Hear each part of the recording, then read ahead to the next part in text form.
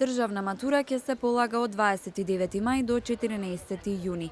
Листата на изборни предмети годинава е проширена со уште два предмети, информатика и географија. Проектната задача повеќе нема да се пишува како есеј, туку ќе треба да содржи истражувачки дел, а испитните програми по сите наставни предмети ќе бидат со скратени содржини. Државниот испитен центар побара во прашањата за матурскиот испит да има помалку детали од лекциите, особено од оние за трета година од пролетниот период кога почна пандемијата, да им олесниме на учениците и да не им даваме простор да реагираат, зашто сваќаме во какви услови мора да работат.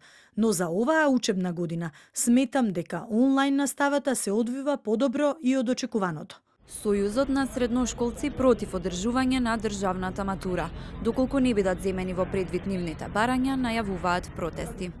Значи, Сојузот на средношколци останува на барањето и ставот против одржување на државната матура. Ова што ние го правиме сега како Сојуз на средношколци е и се трудиме до крајот на оваа година.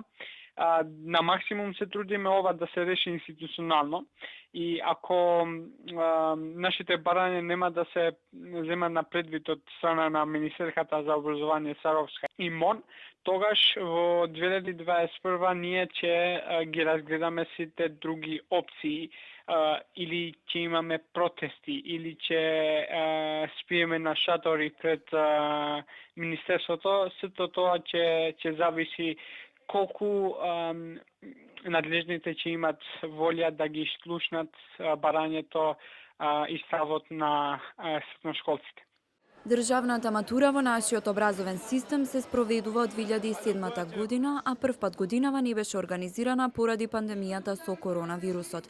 Владата и Министерството за образование и наука пролет одлучија за генерацијата 2019-2020 да нема матурски испит и им овозможија на матурантите да се запишат на факултет со уверение за завршено средно образование.